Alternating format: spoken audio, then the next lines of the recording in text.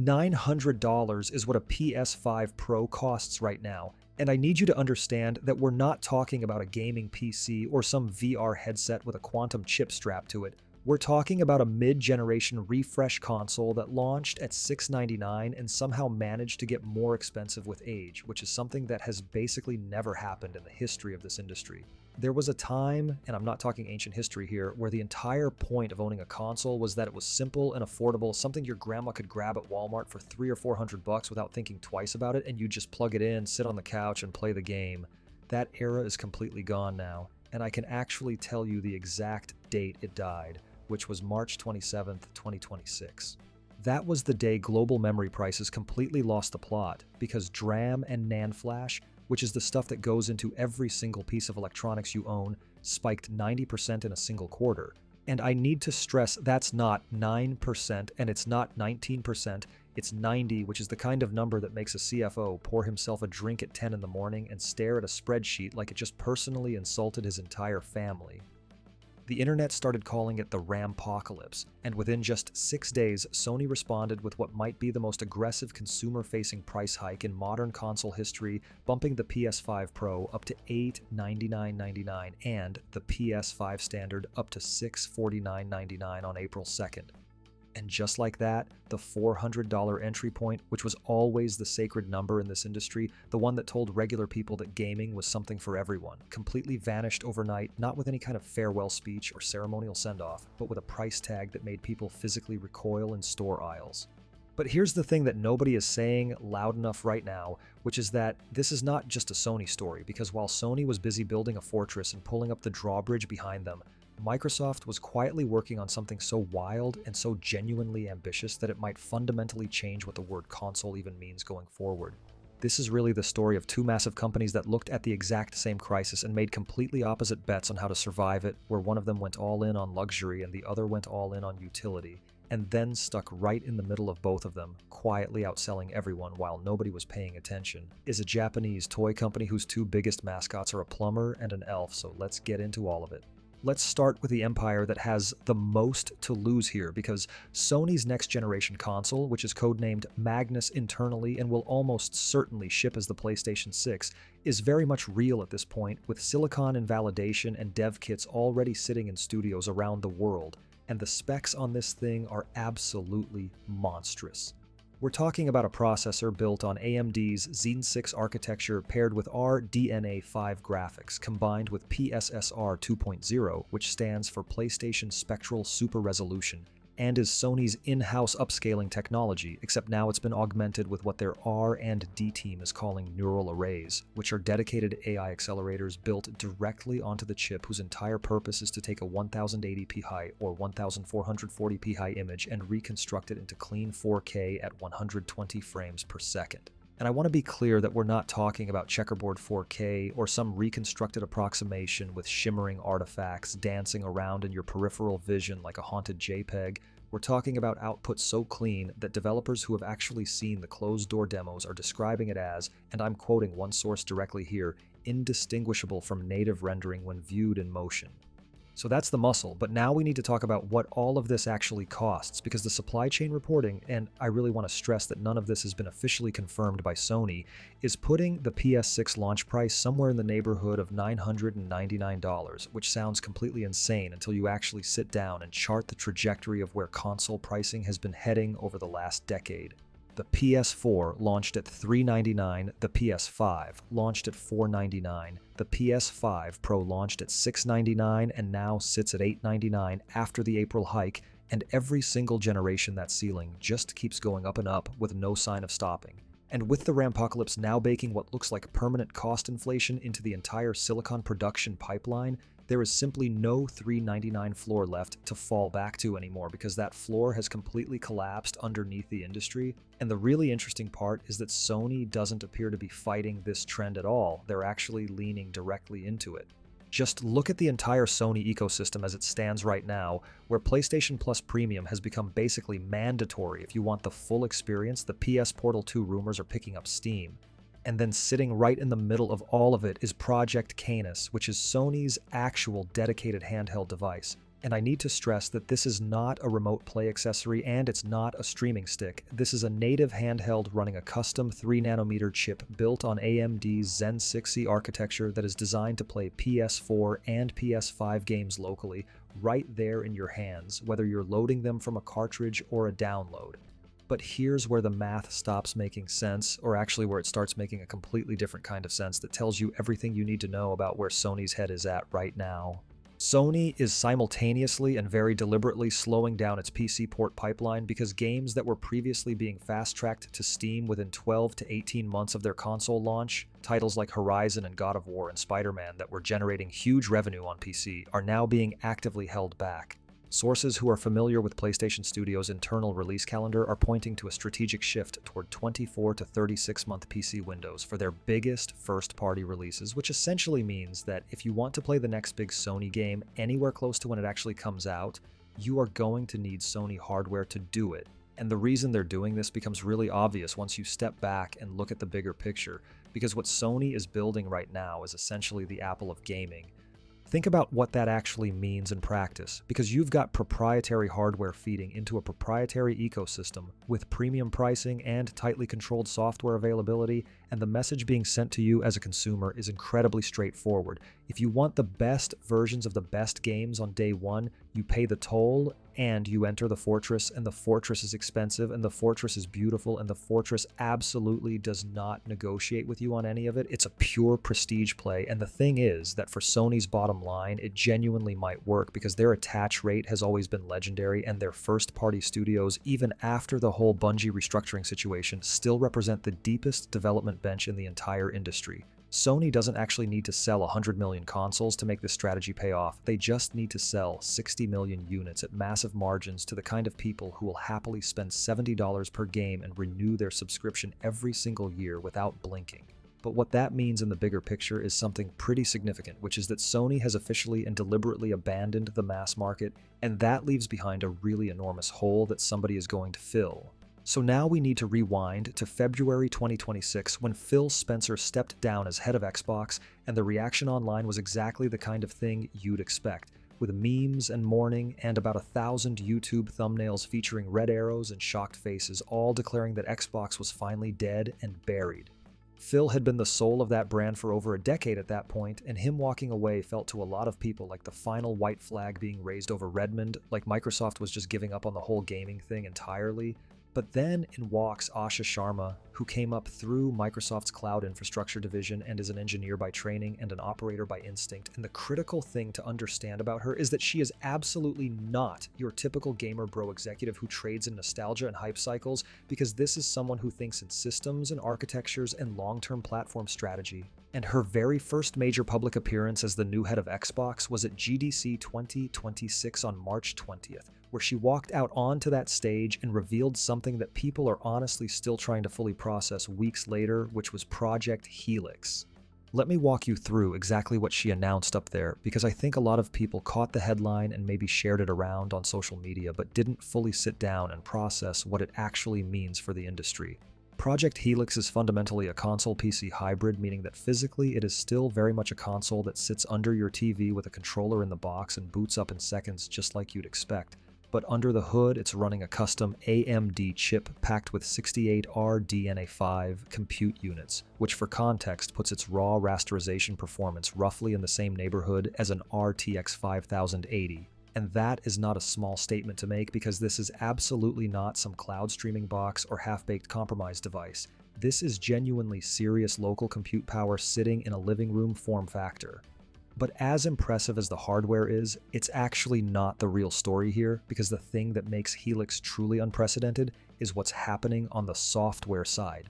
Project Helix runs a specialized version of Windows 11 that Microsoft is calling Xbox Mode, and what Xbox Mode does is something that no console in the history of this industry has ever attempted, which is that it natively supports Steam, and it natively supports GOG, and it natively supports the Epic Games Store, all running right there on your television through a console experience. And I really need you to sit with that for a moment and think about what it actually means in practice, because you buy a Helix and you put it under your TV and you sit down on your couch and you log into your Steam account, and suddenly every single game you have purchased on PC over the last 20 years is just sitting right there waiting for you, running natively on your television with full controller support and quick resume and HDR and the entire polished console user experience layered on top of all of it. Asha Sharma stood on that stage and called it the best gaming PC you'll never have to build, and the more you think about it, the harder it is to argue with her on that. So let's actually lay the comparison out side by side and look at what each of these things is offering you for your money, because on one side you've got a PS6 at a rumored $999 that gets you access to Sony's incredible first-party exclusives and the PSN store inside this gorgeous but very closed ecosystem, this beautiful walled garden that you're either inside of or you're not. And then on the other side, you've got an Xbox Helix projected somewhere between $749 and $849, which is still a lot of money, but just look at what actually comes with it, because you're getting your entire existing Steam library and every Epic freebie you've been hoarding since 2018, Game Pass, and every single multi-platform release on day one running at settings that genuinely go toe-to-toe with a $1,500 desktop tower. The Helix isn't really competing with the PS6 when you look at it that way. It's actually competing with your next PC upgrade, and that's the real land grab that Microsoft is making here, because they looked at the 400 million plus active Steam accounts out there and basically said, what if we gave every single one of those people a compelling reason to buy our hardware instead of building their next rig? And we really need to talk about why the software angle here is so incredibly clever. Because by running Windows 11 underneath everything, Helix gets native access to the entire PC driver stack, which means you're looking at day one compatibility with essentially every game that ships on PC without any porting required and without any developer needing to be begged or incentivized to support the platform. Studios just build their game for PC the way they already do, and Helix runs it, and the whole optimization burden shifts away from Microsoft and onto the developer's existing PC pipeline, which is elegant and honestly almost lazy in how little work Microsoft has to do on that front, but it also might be the most brilliant strategic move anyone in this space has made in years. And here's the part that should genuinely worry the people over at Sony, because Microsoft doesn't even need the Helix hardware itself to be profitable on its own merits, since Xbox has spent the last 5 years turning Game Pass into a massive subscription machine, which means that every single Helix unit sold is a potential Game Pass subscriber, and every single subscriber represents recurring revenue flowing in month after month after month.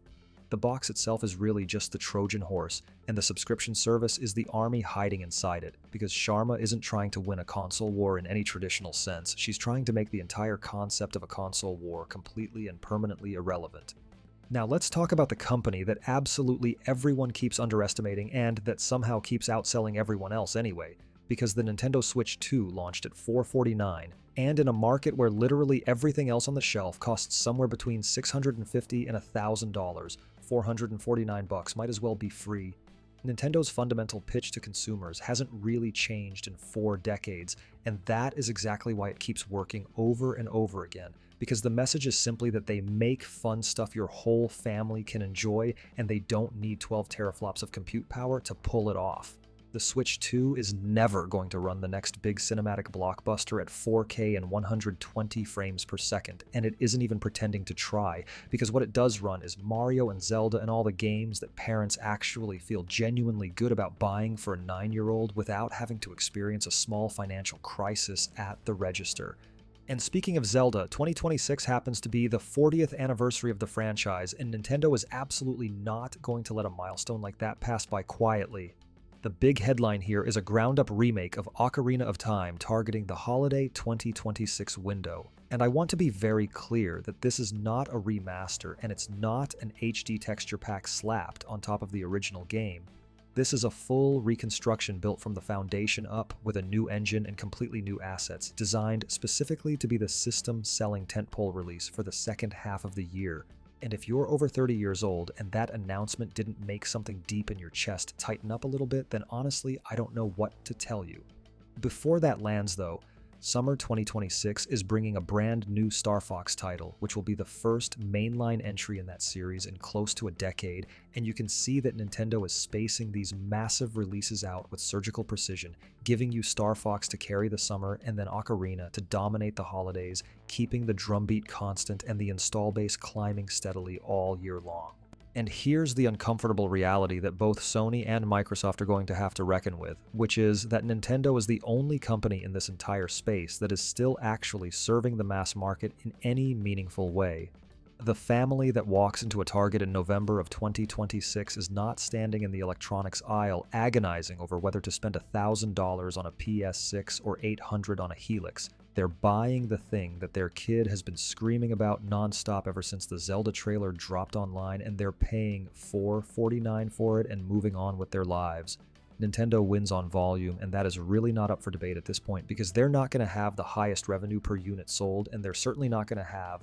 the best specs on paper, but they are going to move more boxes than anyone else in the industry because they seem to be the only company left that remembers most people out there aren't hardcore enthusiasts obsessing over teraflops and frame rates. They're just regular people who want to sit down and play a game. But there is one more player sitting in the middle of all of this that nobody seems to be putting in their thumbnails or talking about nearly enough, and it's the one who wins regardless of what happens to anyone else, and that player's Valve. Really think about what's going on here, because if Project Helix succeeds and millions of people go out and buy a Microsoft console specifically so they can play their Steam library on the television in their living room, the question you have to ask is who actually benefits the most from that arrangement, and the answer is Valve, because they take up to 30% of every single transaction that happens on their platform. They don't have to build the Helix, and they don't have to market it, and they don't have to answer the support tickets that come flooding in at 2 in the morning when someone's HDR settings are completely busted. They just sit back and collect their cut of everything. Valve is the house in this scenario, and the house always wins, because if Helix flops, then Steam still dominates PC gaming the way it always has, and if Helix takes off, then Steam dominates PC gaming in the living room simultaneously on somebody else's hardware and at somebody else's expense. Gabe Newell didn't have to lift a single finger to make any of this happen because Microsoft essentially built him a brand new distribution channel and handed it over with a bow on top, and the Steam Deck already proved the core concept works, so Helix just scales it up while Valve sits there counting chips. So here's where we finally land after looking at all of this, because the console war, the one that we all grew up arguing about in school hallways and internet forum threads, the one that was always defined by exclusive games and spec sheet comparisons and endless debates about which box was better than the other box, that war is over, and it's honestly been over for a while now. But 2026 is the year that made it completely impossible for anyone to keep pretending otherwise. What has taken its place is something fundamentally different, which is an ecosystem war, and the battle lines in this new conflict have been completely and totally redrawn from the ground up. Nintendo wins on volume because they own the family market, and they own the impulse purchase, and they own all of those massive cultural moments like the Zelda reveals and the Mario trailers that somehow make people who don't even play games suddenly sit up and pay attention, and at $449 they represent the last truly affordable on-ramp into dedicated gaming hardware, which means they're going to move tens of millions of units purely on the strength of that positioning. Xbox wins on utility because Helix isn't really a traditional console in any meaningful sense. It's a value argument. It's the pitch that says you already own 300 games on Steam, so why on earth are you about to spend $1,500 on a new tower when this box sitting on your shelf does 90% of that job for roughly half the price? And if Sharma's bet actually pays off, then Xbox doesn't beat PlayStation so much as it makes PlayStation a category of one while quietly becoming the default living room PC for an entire generation of gamers. Sony wins on prestige, and prestige ultimately means revenue, because the PS6 is going to have the best exclusive games in the entire business, and it's going to deliver the most polished and refined hardware experience money can buy, and it's going to generate the highest average spend per user of any platform out there. Sony doesn't actually need to be the biggest player in the room to make their strategy work. They just need to be the most valuable on a per-customer basis. And in a world where their audience is essentially self-selecting for passion and disposable income by virtue of the price tag alone, that approach could end up working spectacularly well for them. And then there's Valve, who just wins, period, full stop, end of discussion, because no matter who sells what box and no matter which ecosystem comes out on top, as long as people anywhere in the world keep buying PC games, Valve is sitting there collecting the toll, quietly operating as the fundamental infrastructure underneath this entire industry. The $500 console is dead, and it is not coming back, and the question going forward is no longer about which box wins, because that framing doesn't even make sense anymore. The real question now is which ecosystem do you live in, because that is where all of your money goes from this point on, not to a console, but to an entire world built around it. And every single one of these companies is betting everything they have on the answer to that question. We're talking billions of dollars and tens of thousands of jobs and the entire future trajectory of interactive entertainment, all riding on the belief that their world is the one you're ultimately going to choose to be a part of. So choose wisely, or honestly don't, because at the end of the day, the house wins either way.